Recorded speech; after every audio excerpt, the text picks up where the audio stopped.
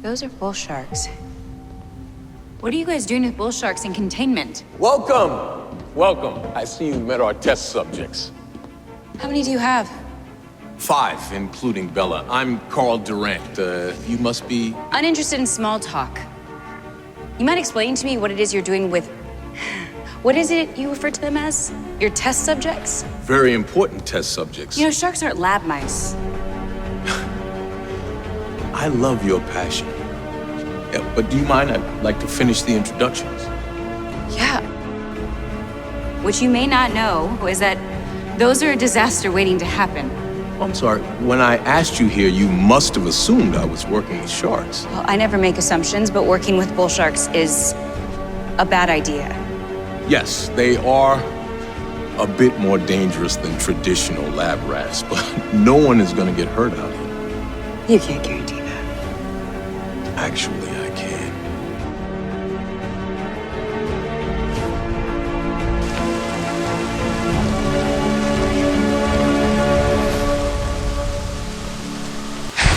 Oh, shit!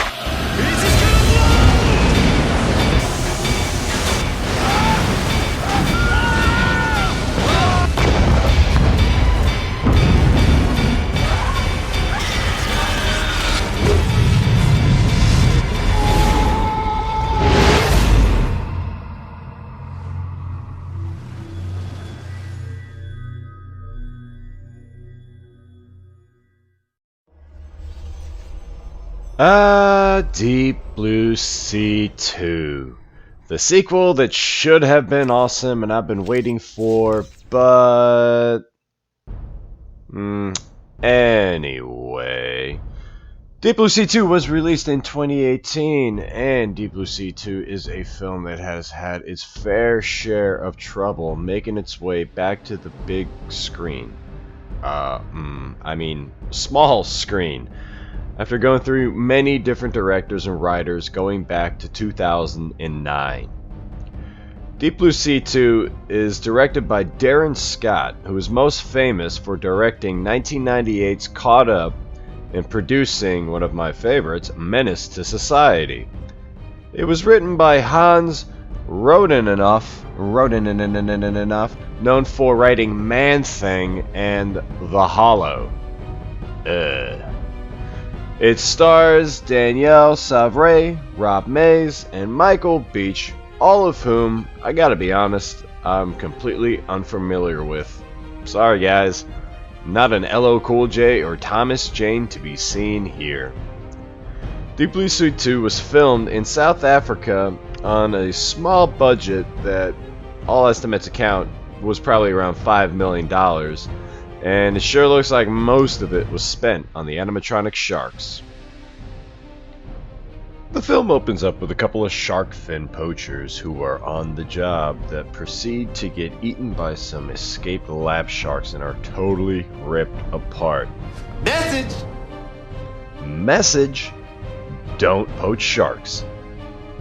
The sharks are found and brought back to a new research facility station, and we find out that another group of scientists are experimenting with sharks again, but this time they are trying to make a drug that will benefit mankind. Again. A drug that will actually make people smarter. Why they decided to work on sharks for this drug, again, they never really make very clear. The reason why this project is even happening in the first place, though, is due to the paranoia of Carl Durant, the head of the project.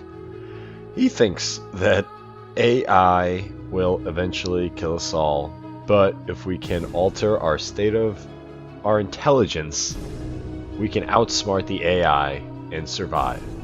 So this guy thinks he's the savior of mankind. And of course, the sharks get loose and cause havoc. So yeah, that's the plot. Pretty much a retread of the original film. Look, there is no way around this. Deep Blue Sea 2 is a cheap cash grab shell of a film that doesn't even have the decency of making a simple reference to the original movie, which basically makes this a direct-to-video remake, not a true sequel. I think I put more effort into making this video than the makers of this movie. This summer, we have Jason Statham taking on a 100-foot shark, and you're telling me that they couldn't come up with a decent Deep Blue Sea sequel, or at the very least make a new one and send it to theaters? Come on. Look, this movie is a bit of a slog to get through, to say the very least, and as much as I want to bash it, there's a couple of things I'll give it some credit for. I thought there were a couple of scenes that were fun to watch. I thought the idea of one of the sharks being pregnant and having little kind of smart piranha shark babies going around the facility as it's sinking was a cool idea. Some of the hallways with the colors, even though I know it's cheap, I like the lighting. I kind of like the setup. And Trent, I actually thought he was kind of cool. But that's more or less the end of the compliments. This movie sucks. It's an incredibly cheaply made movie. The acting is pretty bad. The direction is not inspired in any way. And the ending is so weak. So weak. I know if you haven't seen it, I don't want to completely spoil it for you, but if you get around to watching this, you know exactly what I'm talking about. It just sets itself up for Deep Blue Sea 3, and I don't want it. I don't want it. Unless they're going to remake it or give us a true proper sequel that goes to theaters, I'm out. And I think that's just about all I've got to say about this movie. And that's all I have to say about that.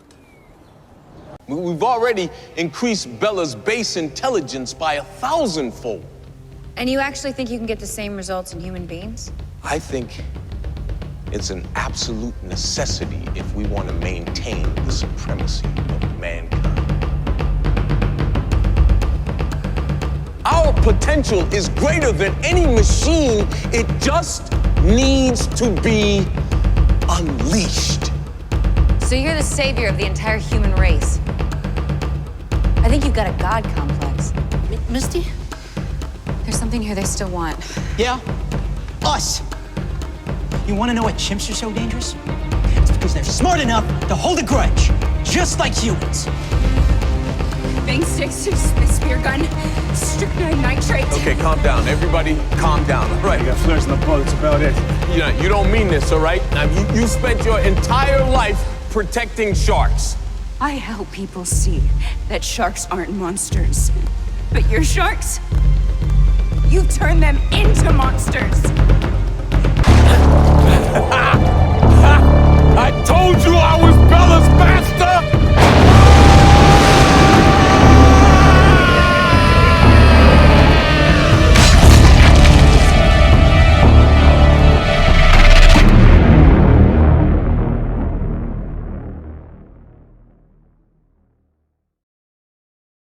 Thank you for your cooperation. Good night.